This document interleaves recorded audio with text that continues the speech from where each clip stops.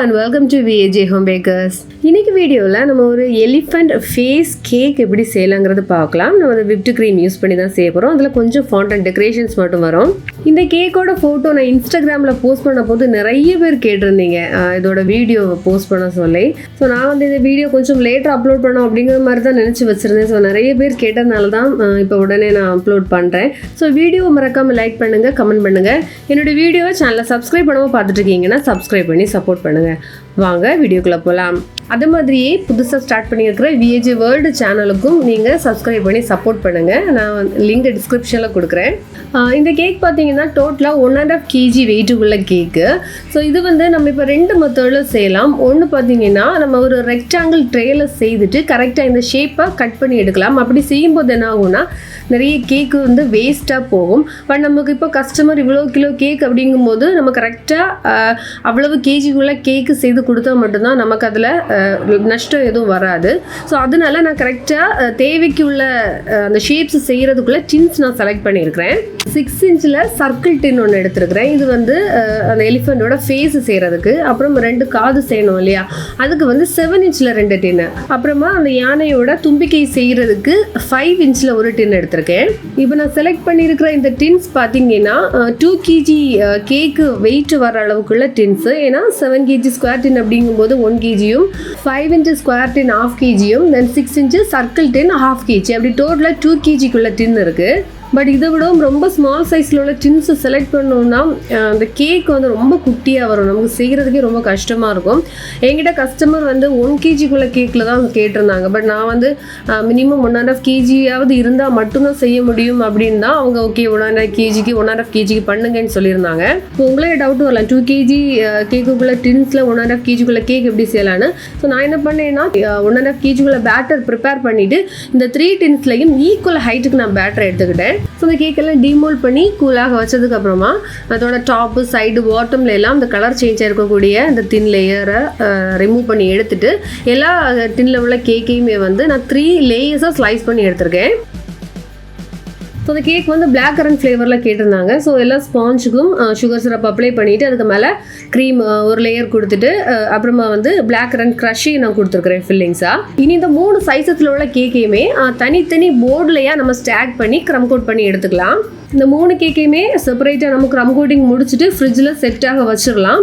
இனி நல்லா செட் ஆனதுக்கு அப்புறமா தான் இனி அந்த எலிஃபெண்ட் ஷேப்புக்கு நம்ம வந்து கட் பண்ணி எடுக்க முடியும்.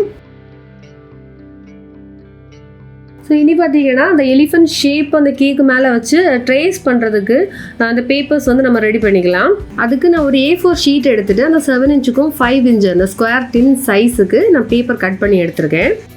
இனி அந்த 7 inch உள்ள பேப்பரை 2ஆக ஃபோல்ட் பண்ணிவிட்டு அந்த எலிஃபெண்டோட காது ஷேப்பை வந்து ட்ரா பண்ணி எடுத்துக்கலாம். அந்த கேக்கு செய்கிற டைமில் இந்த மாதிரி ட்ரா பண்ணி கட் பண்ணி எடுத்த அந்த வீடியோ கிளிப்பிங் வந்து ஆக்சுவலி சேவ் ஆகிட்டில்ல, ரெக்கார்ட் ஆகிட்டில்ல. நான் அதனால் இது வந்து செப்பரேட்டாக தான் செய்திருக்கேன். ஸோ எக்ஸாக்ட் கரெக்ட் ஷேப்பனால ஜஸ்ட் ஒரு அவுட்லைன் மாதிரி தான் நான் உங்களுக்கு இது காமிச்சிருக்கேன்.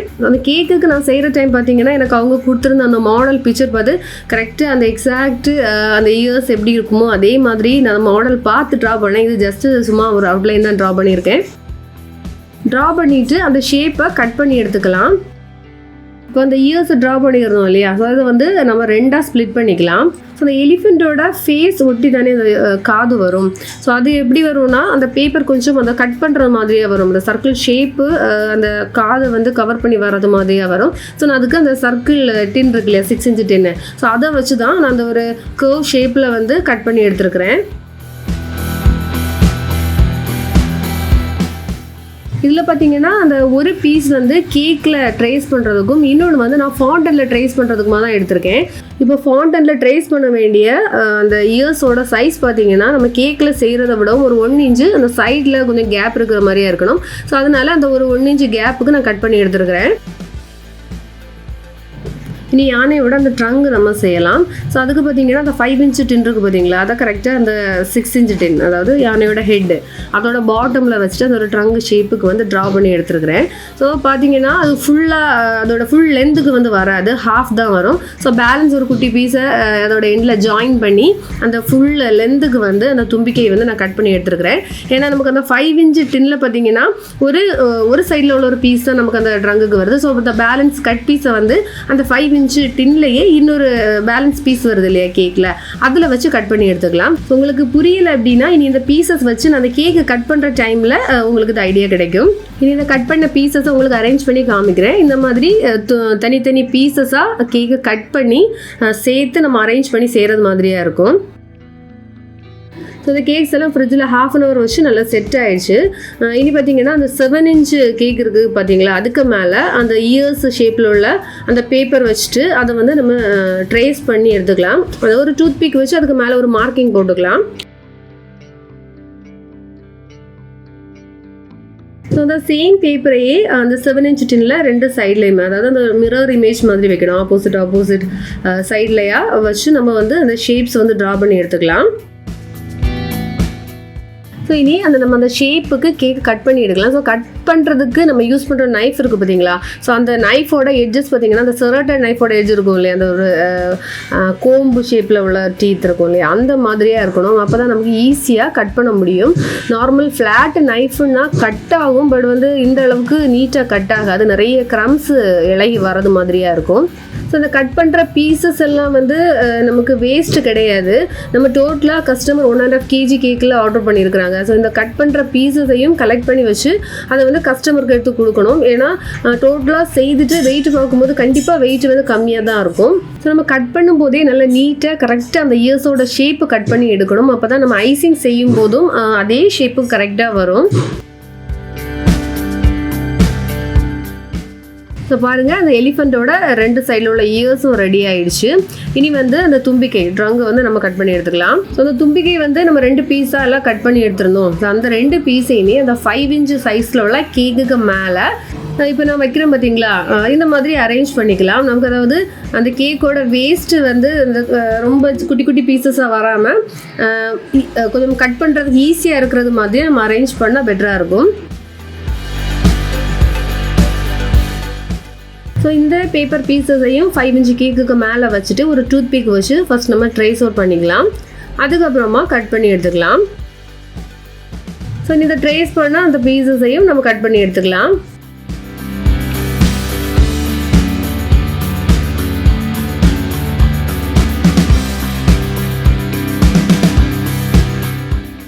ஸோ இந்த எல்லா பீசஸையும் அரேஞ்ச் பண்ணி எடுக்கிறதுக்காக 12 inchல உள்ள ஒரு ஸ்கொயர் போர்டு எடுத்திருக்கேன்.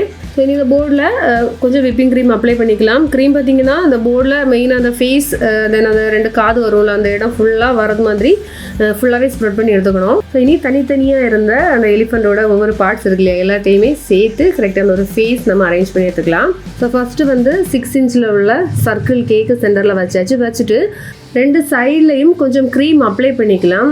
ஏன்னா நம்ம இப்போ க்ரம் கோட் பண்ணி அந்த க்ரீம் ஆல்ரெடி நல்லா ட்ரையாலாம் இருக்குது. ஸோ அதனால் கொஞ்சம் ஃப்ரெஷ் க்ரீம் அப்ளை பண்ணிவிட்டு அதுக்கப்புறமா அந்த 2 காது பீசஸ் இருக்கு இல்லையா, காது போர்ஷன், அந்த 2ஐயும் எடுத்து 2 சைட்லையும் வச்சு நம்ம அதை கனெக்ட் பண்ணி வச்சுக்கலாம்.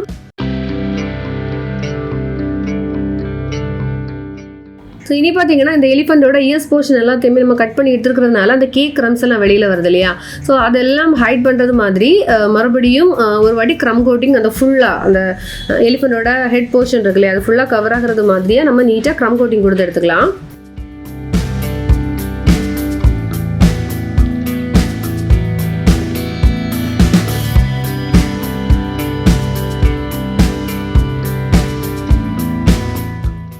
ஸோ இனி போர்டை நல்லா நீட்டாக க்ளீன் பண்ணிவிட்டு ஃப்ரிட்ஜில் வச்சுக்கலாம், கொஞ்சம் செட் ஆகட்டும். ஸோ இனி இந்த யானையோட தும்பிக்கை போர்ஷன் இருக்குது பார்த்தீங்களா, அதுக்கும் நம்ம க்ரம் கோட்டிங் கொடுத்துக்கலாம். ஸோ இந்த அந்த ஹெட்டு அப்புறமா அந்த தும்பிக்கை 2ஐயுமே வந்து செப்பரேட்டாக நம்ம சேர்த்து வச்சு க்ரம் கோட்டிங் கொடுத்தோம் அப்படின்னா ஆக்சுவலி க்ரம் கோட்டிங் கொடுக்க முடியாது, அதே மாதிரி நம்ம ஐசிங்கும் செய்ய முடியாது. அதனால் இந்த 2 பார்ட்டையும் செப்பரேட்டாக நம்ம ஐசிங் முடித்ததுக்கு அப்புறமா கனெக்ட் பண்ணால் போதும். ஸோ இதுக்கும் நம்ம க்ரம் கோட்டிங் முடிச்சுட்டு ஃப்ரிட்ஜில் செட் ஆக வச்சிடலாம். ஸோ இதில் வந்து செட் ஆகணும்னெல்லாம் இல்லை, ஏன்னா நம்ம ஆல்ரெடி ஃப்ரிட்ஜில் வச்சு கேக் வந்து நல்லா செட் ஆகி தான் இருக்குது. இப்போ பண்ணால் அந்த க்ரீம் அதுக்கு கூட எல்லாம் க்ரம்ஸ் கொஞ்சம் செட் ஆகிறதுக்காக மட்டும்தான் ஃப்ரிட்ஜில் வச்சுருக்குறோம். இதுக்கு பர்டிகுலர் டைம் அப்படியெல்லாம் ஒன்றும் இல்லை. நம்ம க்ரீம் ரெடி பண்ணி எடுக்கிறது வரைக்கும் ஃப்ரிட்ஜில் இருக்கட்டும், அதுக்கப்புறமா ஐசிங் ஸ்டார்ட் பண்ணிக்கலாம். ஸோ க்ரீமில் பார்த்தீங்கன்னா மேஜிக் பிராண்டில் பிளாக் கலர் சேர்த்துருக்கிறேன். இப்போ பிளாக் நம்ம எவ்வளவு க்ரீமில் ஆட் பண்ணாலும் நமக்கு இந்த மாதிரி ஒரு கிரே கலர் தான் கிடைக்கும். ஸோ நீங்கள் பிளாக் கலர் கிடைக்கணும் அப்படிங்கிறதுக்காக நிறைய ஜெல் கலர் சேர்க்கக்கூடாது. சேர்த்தோம் அப்படின்னா கலர் கிடைக்காது, அதுக்கு பதில் க்ரீம் லூஸ் ஆகும். அது மட்டும் இல்லை, இந்த க்ரீம் நம்ம கையில் தொட்டால் கையில் வந்து பிளாக் கலர் ஒட்டிக்கும். அதை விட நம்ம தேவைக்கு கலர் எடுத்து இந்த கிரே கலருக்கு மட்டும் நம்ம செய்தால் போதும். ஏன்னா எலிஃபெண்ட் வந்து பிளாக் கலரில் தான் செய்யணும்னு இல்லை, இந்த கிரே கலரில் செய்தாலே அழகாக தான் இருக்கும். ஸோ இனி இந்த எலிஃபெண்ட்டோட ஹெட் போர்ஷன் வந்து நம்ம ஐசிங் செய்து எடுத்துக்கலாம். ஸோ நான் பைப்பிங் பேக்கில் க்ரீம் எடுத்துகிட்டு கேக்கு ஃபுல்லாக சைடில் டாப்பில் எல்லாமே க்ரீம் இந்த மாதிரியாக நான் அப்ளை பண்ணி எடுத்துக்கிறேன். இனி இந்த க்ரீமை பேலட் நைஃப் வச்சுட்டு ஈவனாக எல்லா இடத்துலையும் ஸ்ப்ரெட் பண்ணிவிட்டு, ஸோ இனி இந்த க்ரீமை பேலட் நைஃப் வச்சு ஈவனாக எல்லா இடத்துலையும் ஸ்ப்ரெட் பண்ணிவிட்டு நம்ம ஸ்க்ராப்பர் யூஸ் பண்ணி நம்ம ஃபினிஷ் பண்ணி எடுத்துக்கலாம். ஸோ இது பார்த்திங்கன்னா நம்ம சர்க்கிள் ஷேப்பு கேக் வந்து நம்ம ஐசிங் பண்ணுறது மாதிரி ஈஸியாக இருக்காது. ஏன்னா நிறைய இடத்துல அந்த கட்டிங் வருது, அந்த எட்ஜ் போர்ஷன்ஸ் வந்து கர்வ் பண்ணி எடுக்க வேண்டியது இருக்குது. ஸோ வந்து கொஞ்சம் டைம் எடுத்து தான் செய்கிற மாதிரியாக இருக்கும். அப்படி ஒரு வழியாக ஐசிங் முடிச்சு எடுத்தாச்சு. ஸோ ஐசிங் முடித்த உடனே 6 இன்ச்சில் அந்த சர்க்கிள் டின் ஒன்று அந்த சென்டரில் நம்ம ஜஸ்ட் அது ஒரு இம்ப்ரெஷன் கொடுக்கறதுக்காக மட்டும் அதை வச்சு அப்படி எடுத்துடணும். ஸோ நீ போர்டை நல்லா நீட்டாக க்ளீன் பண்ணிவிட்டு ஃப்ரிட்ஜில் வச்சிடலாம். இனி நம்ம அந்த யானையோட தும்பிக்கை ஐசிங் பண்ணிக்கலாம். ஸோ அந்த யானையோட ஃபேஸ் ஐசிங் பண்ணுறது கூட ஓரளவு ஈஸியாக இருந்துச்சு. இந்த தும்பிக்கை ஐசிங் பண்ணுறது தான் ரொம்ப கஷ்டமாக இருந்துச்சு. அந்த சைஸ் வந்து ரொம்ப சின்னதாக இருக்குது, அதுவும் அந்த கர்வ்டாக இருக்கிறதுனால கொஞ்சம் கஷ்டமாகவே தான் இருந்தது ஐசிங் செய்கிறதுக்கு. ஸோ யானையோட தும்பிக்கை எண்டு பார்த்தீங்கன்னா அந்த ஃப்ளாட்டாக இருக்காது, அதில் ஒரு சின்ன ஒரு வேவ் பேட்டர்ன் இந்த மாதிரி தானே இருக்கும். ஸோ அந்த வேவ் ஷேப்பு நம்ம நைஃப் யூஸ் பண்ணி கட் பண்ணிவிட்டு அதையும் சேர்த்து ஐசிங் செய்து எடுத்துக்கலாம். இந்த யானையோட தலைக்கு கூட அந்த தும்பிக்கையும் சேர்த்து நம்ம ஜாயின் பண்ணி வச்சுக்கலாம். ஸோ அந்த ஜாயிண்ட் ஆகிற போர்ஷனில் க்ரீம் அப்ளை பண்ணிவிட்டு, ஸோ அந்த அடிஷ்னலாக நம்ம க்ரீம் அப்ளை பண்ணியிருக்கோம் அப்படிங்கிற அந்த ஒரு டிஃப்ரென்ஸ் தெரியாமல் அதை நல்லா நீட்டாக ஃபினிஷ் பண்ணி எடுத்துக்கலாம். சரி, தும்பிக்கைக்கு அந்த தனியாக ஒரு பேட்டர்ன் போட்டு விட்டுக்கலாம். ஸோ அந்த ஃபேஸில் அந்த டூத் பீக் வச்சு லைட்டாக ஒரு கர்வ்டு லைன் வரைஞ்சிட்டு அதுலேருந்து இந்த எண்டு வரைக்கும் பேலட் நைஃப் யூஸ் பண்ணி இந்த மாதிரி ஒரு சிக்ஸாக்கு இந்த மாதிரி ஒரு லைன் பேட்டர்ன்லேயே போட்டு விட்டுக்கலாம். இனி கேக்கை டெக்கரேட் பண்ணுறதுக்குள்ள ஃபாண்ட் அண்ட் ஷேப்ஸ் எல்லாத்தையுமே கட் பண்ணி எடுத்துக்கலாம். ஸோ இந்த கேக்குக்கு ப்ரைஸ் எப்படி ஃபிக்ஸ் பண்ணலாம்னா, நம்ம இந்த பேஸ் கேக் என்ன ஃப்ளேவரில் கொடுக்குறோமோ அது 1.5 kgக்கு என்ன ரேட் வருமோ அது ப்ளஸ் இதில் வந்து ஃபாண்ட் அண்ட் டெக்கரேஷன் வருது இல்லையா, அது வந்து ஒரு 50 to 100 rupees வரைக்கும் இதில் வந்து சார்ஜ் பண்ணிக்கலாம். அப்புறமா எக்ஸ்ட்ரா வந்து இந்த மாடலுக்கு வந்து சார்ஜ் பண்ணிக்கலாம்.